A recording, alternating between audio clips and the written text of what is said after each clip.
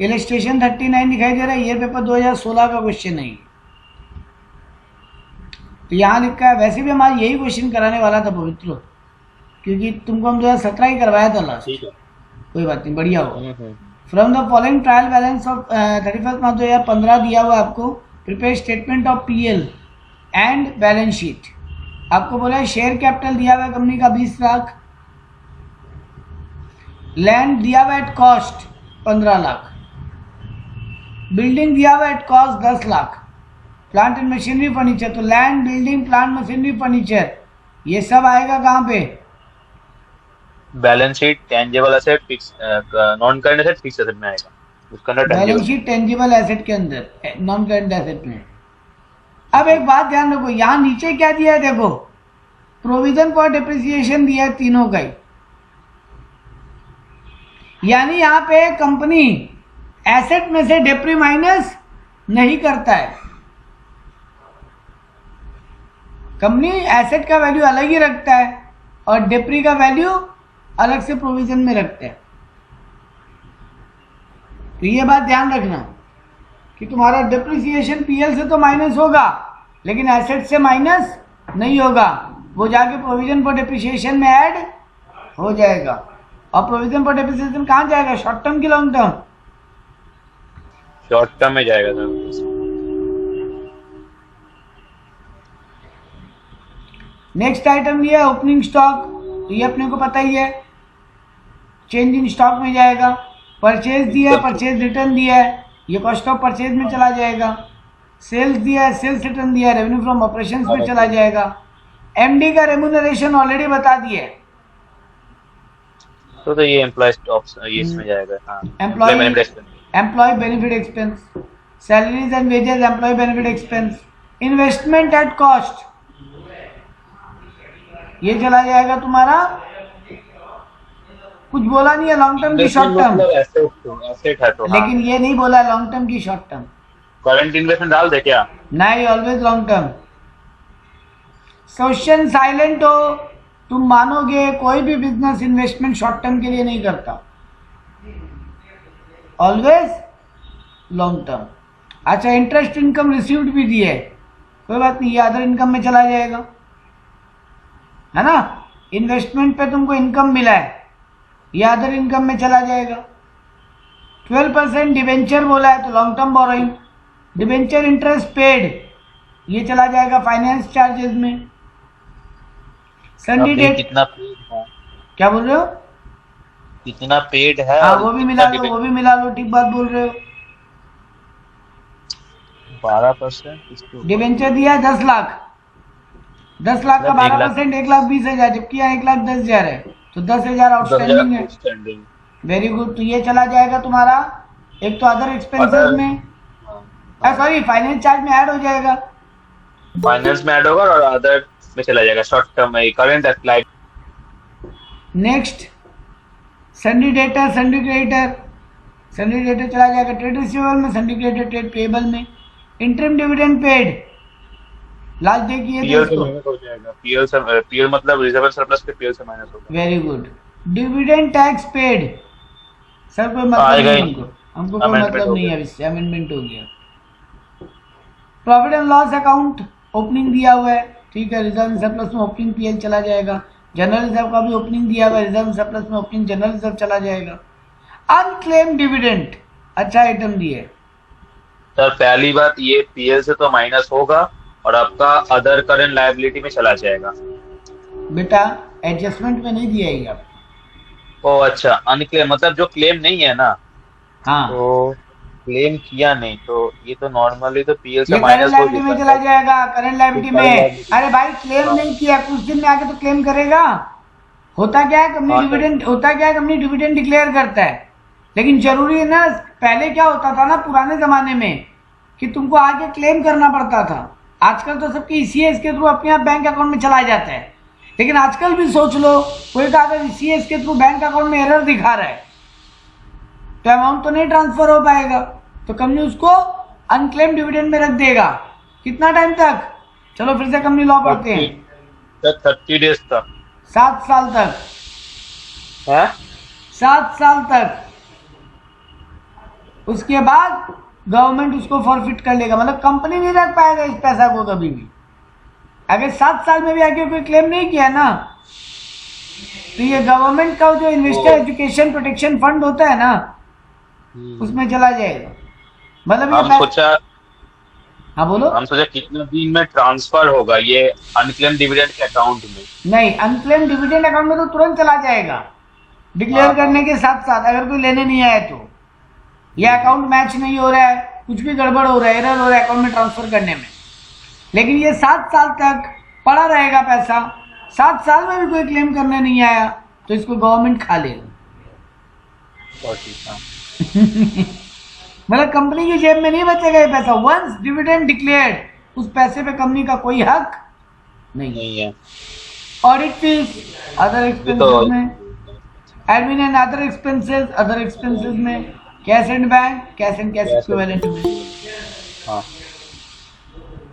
अब हम बात करेंगे एडजस्टमेंट्स का। तो पहला एडजस्टमेंट है क्लोजिंग स्टॉक 7.5 लाख। ये चेंज इन स्टॉक में ओपनिंग माइनस क्लोजिंग होगा। ओपनिंग कितना है मेरा? ओपनिंग था मेरा 2,50,000 जैसा है। 1 2 3 4 5 छठा आइटम, 1 2 3 4 5 6 2.5 लाख। 2.5 लाख मेरा ओपनिंग स्टॉक है और क्लोजिंग स्टॉक कितना है? 7.5 लाख। मतलब नेगेटिव 5 लाख खड़ा रहेगा, कोई दिक्कत नहीं रहेगा sir. Provide depreciation on fixed asset 5%, building पे 20%, प्लांट मशीनरी पे, फर्नीचर पे 10%। तो एक बात ध्यान रखना, तुम्हारे पास हर एसेट का कॉस्ट वैल्यू दिया हुआ है। सर हम बोलो। ये जो एसेट्स है नहीं तो एट कॉस्ट है, तो वहां से माइनस हो जाएगा ये प्रोविजन फॉर डेप्रिसिएशन, जो बचेगा उसके ऊपर WDV चार्ज होगा, मतलब जितना परसेंटेज। Very good. जैसे तुमको एक एग्जांपल दे देते हैं सबको के लिए, यहाँ पे 15 लाख का लैंड दिया, लैंड डिप्रिशिएट नहीं होता। बिल्डिंग दिया है 10 लाख का, तो बिल्डिंग दिया है 10 लाख का, बिल्डिंग का प्रोविजन कितना बना के रखा है? 2 लाख का। तो 2 लाख का ऑलरेडी प्रोविजन फॉर डिप्रिसिएशन है, माइनस किए बचा 8 लाख। 8 लाख का कितना परसेंट? 5%। 8 लाख का 10% से 5% 40,000। 40,000। ये 40,000 तुम्हारा इस साल का डिप्रिसिएशन होगा। लेकिन भूल के भी जब फिक्स एसेट में लैंड बिल्डिंग लिखो या बिल्डिंग लिखो, वहां 10 लाख ही लिखना भैया, भूल के भी डिप्री माइनस मत कर देना। ये 40,000 तुम्हारा प्रोविजन फॉर डिप्रिसिएशन 2 लाख उसमें ऐड हो जाएगा और 2,40,000 हो जाएगा। सबको को क्लियर है कि डिप्री का कैसे ट्रीटमेंट करते हैं जब प्रोविजन फॉर डिप्रिसिएशन होता है? टीडीएस एट सोर्स 600 रुपया का कोई टीडीएस काट के रखा है मेरा, कोई मेरा टीडीएस काट के रखा है, ये मेरे लिए क्या होगा? Asset liability expense income. बोलो, ट्राई करो, चलो। आपका टीडीएस कटा है ना, आपको अगर आपका टीडीएस कटा है तो एसेट ही होगा ऑब्वियसली। वेरी गुड, क्योंकि हमको इसका एडजस्टमेंट क्लेम करने का राइट होगा बाद में, है ना? हमको इसका बाद में एडजस्टमेंट क्लेम करने का हक मिलेगा।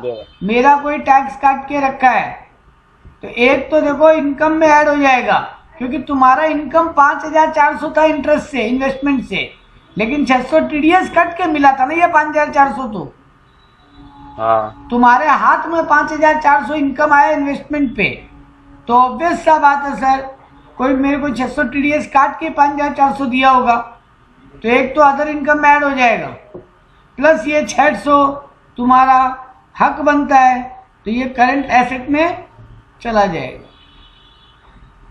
ओह अच्छा, जब हम जैसे हम लोग टैक्स में करते थे इनकम फ्रॉम अदर सोर्स में, ये देखो प्रोविजन फॉर टैक्स से एडजस्ट हो जाएगा। तुम्हारा शॉर्ट टर्म प्रोविजन बना के रखे हो ना तुम टैक्स का, तो वहां से टीडीएस माइनस हो जाएगा। ऑब्वियस सा बात है, तुम बोल रहे हो गवर्नमेंट को हमको 2,33,760 रुपीज का टैक्स देना है ना?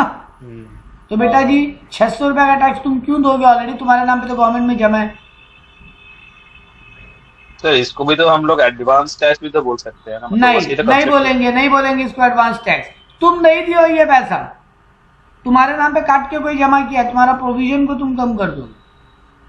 अच्छा हाँ, एडवांस को हम देते हैं, ठीक ठीक है। यहाँ पे ये वाला दो ट्रीटमेंट होगा। एक, तुम्हारा टीडीएस जितना भी कटा है जिस भी इनकम से, उस इनकम में ऐड हो जाएगा, क्योंकि तुम बैलेंस शीट में ट्रेडिंग पेयर बैलेंस शीट में पूरा इनकम दिखाते हो, तो तुम्हारा एग्जैक्टली इनकम तो 6000 हुआ था इन्वेस्टमेंट से। और दूसरा काम, तुम्हारा टीडीएस कटा हुआ है तो प्रोविजन फॉर टैक्स से माइनस कर दो, क्योंकि टीडीएस में आप इनकम टैक्स भी पढ़ चुके हो। अभी आप जितना भी टैक्स गवर्नमेंट को देना होता है उसमें से टीडीएस माइनस करके देते हो ना, हाँ कि ना? जी सर, जी हाँ। तो वही तो करते हो, तो यही तो कर रहे हैं यहाँ पे, तुम्हारा प्रोविजन फॉर टैक्स से कम कर दे रहे हैं इसको। चलो नेक्स्ट एडजस्टमेंट और क्या है, फिर फटाफट देखते हैं आज सॉल्यूशन। प्रोविजन फॉर टैक्स बोला 30% बनाने, चलो अच्छा बात है ये तो। Director is recommended the following appropriation. Director बोला फाइनल डिविडेंड 2 रुपया पर शेयर देंगे, इंक्लूडिंग इंटरिम डिविडेंड। सर आपका वॉइस चला गया, फिर से वॉइस नहीं आ रहा। अब आ रहा है मेरा वॉइस? हाँ अब ठीक है।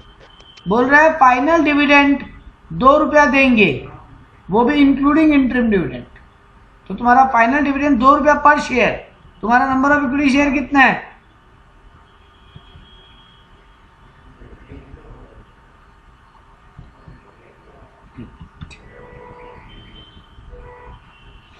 ये तुम्हारा number of equity share capital कितना है?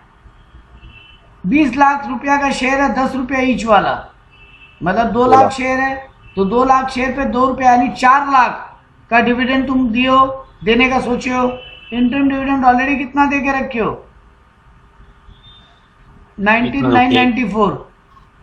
हाँ, तो उतना माइनस कर लोगे, बाकी इस बार का डिविडेंड होगा प्रपोज डिविडेंड। एक तो प्रोविजन में चला जाएगा वो, शॉर्ट टर्म प्रोविजन में। ये रहा शॉर्ट टर्म प्रोविजन। ये देखो तुम्हारा फाइनल डिविडेंड था 3 लाख, उसमें से 1994 माइनस कर दोगे, और ये 7996 को तुमको ऐड नहीं करना है, ये तुम्हारा काम नहीं है डिविडेंड टैक्स, इसको इग्नोर मार दो। तो 3 लाख में से 1994 माइनस करोगे, जो वैल्यू आएगा वो तुम्हारा provision for short term provision में चला जाएगा, प्रोविजन फॉर डिविडेंड बोल के या प्रपोज डिविडेंड बोल के। ठीक है जी सर। चलो ठीक है, नेक्स्ट आइटम पे बढ़ते हैं। कंपनी बोला 50,000 जनरल रिजर्व में डालेंगे, अच्छा बात है, पीएल से माइनस कर देंगे रिजर्व एंड सरप्लस में, और जनरल रिजर्व में ऐड कर देंगे। और प्रपोज प्रोविजन फॉर डिविडेंड तुमको बोला है, ये सॉरी डिविडेंड डिस्ट्रीब्यूशन टैक्स 19.994%, ये तुम्हारे सिलेबस का काम नहीं है। होता तो क्या करते सर, प्रोविजन फॉर डिविडेंड में से माइनस, प्रोविजन फॉर डिविडेंड में ऐड कर देते, और दूसरा चीज पीएल से माइनस कर देते। तो अब देख लो यहाँ पे फटाफट नोट्स टू अकाउंट सी, वही मेन समझ में आ जाएगा काम। पहला बनाया रेवेन्यू फ्रॉम ऑपरेशन, तो सेल्स में से सेल्स रिटर्न माइनस किया है। दूसरा बनाया इनकम वाला अदर इनकम, तो 5400 में 600 ऐड किया है। स्टॉक में परचेज में से परचेज रिटर्न माइनस किया है। चेंज इन इन्वेंट्री में ओपनिंग माइनस क्लोजिंग की है। ऑथराइज कैपिटल लिखा है यहाँ पे, इशूड कैपिटल लिखा, इशूड में सब्सक्राइब एंड फुल्ली पेड लिख दिया 20 लाख। रिजर्व एंड सरप्लस में देखो opening balance general reserve 10 lakh था, और 50,000 बोला है पीएल से डालने, तो रिजर्व 10 लाख 50,000 हो गया। पीएल तुम्हारा ओपनिंग 2,13,000 था। इस बार का नेट प्रॉफिट ये रहा रेवेन्यू फ्रॉम अदर इनकम में से करते हुए, देखो कॉस्ट ऑफ मटेरियल कंज्यूम दिया नहीं है, परचेज ऑफ स्टॉक सब माइनस करते करते तुम्हारा इस बार का प्रॉफिट आफ्टर टैक्स आ रहा है 5,46,040 रुपया। इसको ले जाके पीएल में ऐड कर दोगे, ये ऐड कर दिए, इसमें से माइनस कर दिए प्रपोज डिविडेंड, माइनस कर दिया कॉर्पोरेट डिविडेंड टैक्स जो तुमको नहीं करना है, और जनरल रिजर्व भी जितना ट्रांसफर किया माइनस कर दिए, तो तुम्हारा पीएल निकल गया। एम्प्लॉय बेनिफिट एक्सपेंसेस में देख लो, केवल वेजेस एंड सैलरीज था तो एक ही आइटम लिया। ये देखो डिप्रिसिएशन वाला काम में 10 लाख का पहले 2 लाख माइनस किया, उस पर 5% कैलकुलेट करके 40,000 निकाला। सेम काम मशीन, सेम काम फर्नीचर के साथ किया, तो डिप्रिसिएशन का फिगर आ गया। अदर एक्सपेंसेस में देखो, मैंने ये लोग मैनेजिंग डायरेक्टर, 1 मिनट, वो किसका रेमुनरेशन था जो अपने एम्प्लॉय बेनिफिट एक्सपेंस में डाल रहे थे?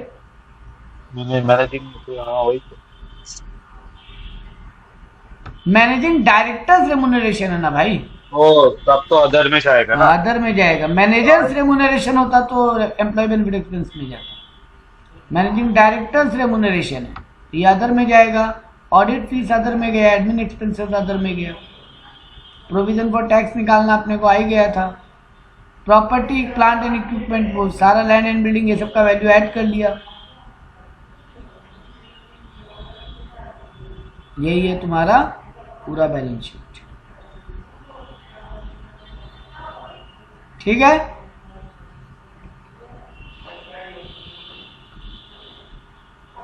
Any doubt, any question on this? No sir. तो ये था तुम्हारा। इस सब में एक्स्ट्रा आइटम क्या आया? टीडीएस का कहानी। तो टीडीएस का कहानी में अपने क्या किए? एक तो प्रोविजन फॉर टैक्स से माइनस किए और जिस इनकम से टीडीएस कटा था वहां ऐड कर दिया। इस सब में और कोई ट्विस्ट नहीं था, जो पिछले सॉन्ग्स में था सब कुछ सेम था।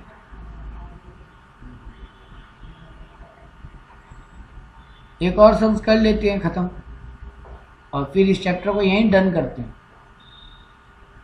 Gloria limited was registered with an authorized capital of 10 lakh divided into equity share of 10 रुपये ईच।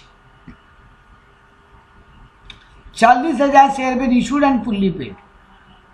तो 10 लाख शेयर, ये कैसे हुआ?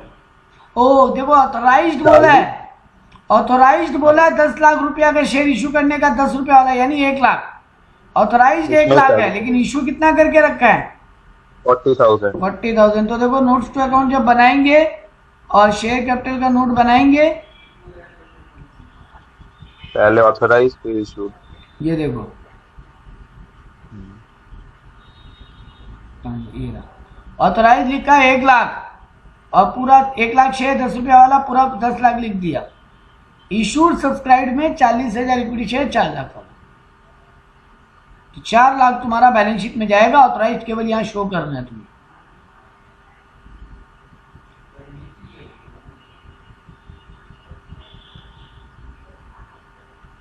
स्टॉक बोला है, opening stock, purchase and sale दिया है, अपने को पता है कहां जाएगा। रिटर्न पता है। अच्छा, रिटर्न में देखो 12,680 डेबिट में लिखा है, 9,850 क्रेडिट में लिखा है। तो यानी 12,680 सेल्स रिटर्न होगा और 9,850 परचेज रिटर्न होगा। हाँ, ये ध्यान रख लेना। डायरेक्ट हड़बड़ाहट में जो 7,18,000 परचेज दिया, उसी में से 12,680 माइनस मत कर देना, क्योंकि 7,18,210 परचेज है जो डेबिट में दिया है, तो परचेज रिटर्न ऑब्वियसली क्रेडिट में देगा। वैसे 11,69,000 सेल अगर दिया है क्रेडिट में, तो 12,680 रिटर्न जो है वो सेल्स रिटर्न है। तो 11,69,000 में से माइनस होगा 12,680, और 7,18,210 में से माइनस होगा 9,840। मैन्युफैक्चरिंग एक्सपेंस अदर में जाएगा, सन्ड्री मैन्युफैक्चरिंग एक्सपेंस अदर में जाएगा, कैरेज इनवर्ड परचेज में ऐड हो जाएगा। बैंक लोन बोल रहा 50,000 का है, 18%। 50,000 का 18% कितना होता है? 50,000 का 10% हुआ 5,000, 9,000। तो देख लो, interest on bank loan payment कितना हुआ है? 4,500। तो बाकी 4,500 आउटस्टैंडिंग है। आउटस्टैंडिंग चला जाएगा करंट लायबिलिटी में अदर में, और एक पीएल में चला जाएगा, फाइनेंशियल चार्ज में ऐड हो जाएगा।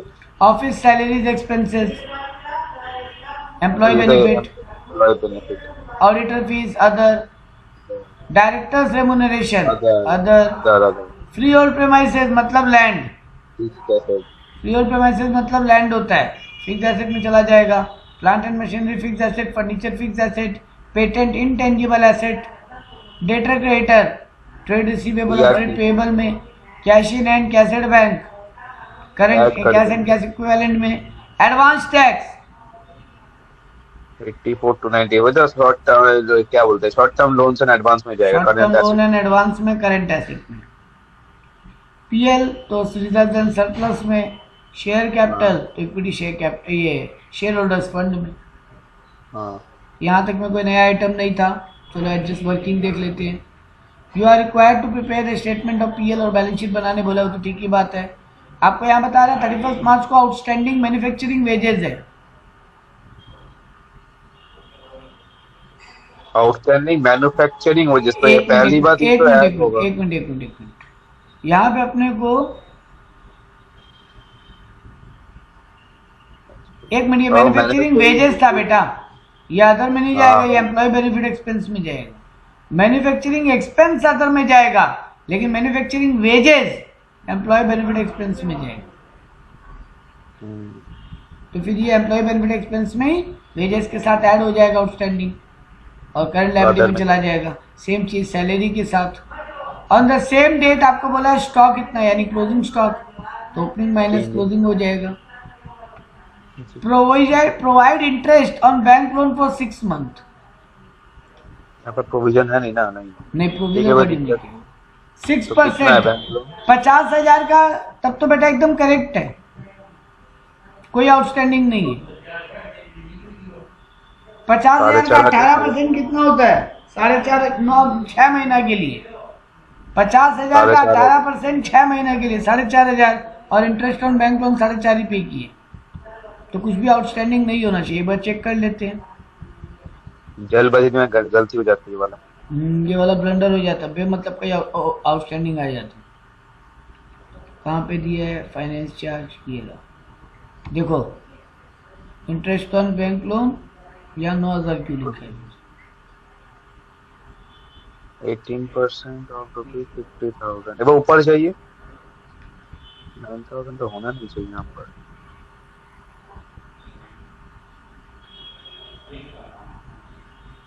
$9,000 ही लिखा है, यानी ये प्रोवाइड मतलब प्रोविजन बनाने बोल रहे हैं। यहाँ प्रोवाइड वर्ड का मतलब ही बोल रहा है प्रोविजन बनानी, वही होगा। हाँ। जब भी बोलेगा प्रोवाइड इतना, यानी प्रोविजन बनाने बोल रहा है। तो 4.5 ऑलरेडी तुम्हारा एक्सपेंसेस है, और 4.5 का ही प्रोविजन बनाने बोल रहा है, तब 9,000 ही आएगा। तो ये 4.5 आउटस्टैंडिंग में चला जाएगा, और ये 4 ऐड हो जाएगा finance charges. Provision for tax बोला है 33%, डेप्रिसिएशन बोला है, कोई दिक्कत नहीं। डायरेक्टर बोल रहा है 15% डिविडेंड देगा करंट ईयर के प्रॉफिट में, तो 15%। शेयर कैपिटल कितना है, 4 लाख। 4 लाख शेयर कैपिटल है, 4 लाख का 15% 60,000, तो 60,000 का प्रपोज डिविडेंड होगा, पीएल से माइनस हो जाएगा, और provision for short term provision में चला जाएगा, शॉर्ट टर्म प्रोविजन में चला जाएगा। जनरल रिजर्व भी बोला है 5% बनाने, तो वही सेम चीज, रिजर्व एंड सरप्लस से माइनस हो जाएगा करंट ईयर के प्रॉफिट के ऊपर, यानी इस फिगर के ऊपर पीएल में जो आएगा 109,090 पे, हाँ करंट ईयर पे। एक काम ये लोग और कर रहे हैं जो अपने बाकी सब में नहीं देखे थे उस बुक में। ये लोग क्या कर रहा है, प्रॉफिट आफ्टर टैक्स निकाल रहा है ना, उसको divided by number of equity share करके ईपीएस निकाल के आ जा रहा है। आप लोग ये करके आ सकते हो, अच्छा चीज है, ये करना चाहिए। आपका पैट निकलेगा, पैट को बस divided by number of share करके आ जाना। पर यहाँ पर तो मेरा निकल रहा है 1,09,000, तो 1,04,000 कैसे आ गया? वो गलती लिखा है, 1,09,000 ही होगा, फिगर रॉन्ग लिखना होगा, 1,09,000 होगा, ठीक है। तो ये एक अच्छा चीज है, ये करना चाहिए अपने। इसके अलावा यहाँ पे डिविडेंड डिस्ट्रीब्यूशन टैक्स बोला है तुमको करना, तो तुम्हारा काम हो गया। तो यही देख रहे हैं अपने एक चीज 2021 से लेके अपने कौन सा नंबर तक पहुंच गया, 2015 तक। तो 15, 16, 17, 18, 19, 20, 21 8 साल का सम अपने देखे, जिसमें 2019 नहीं देखे, मतलब 7 साल का अपने सम देखे हैं। मोटा मोटी सब सम रिपीट है।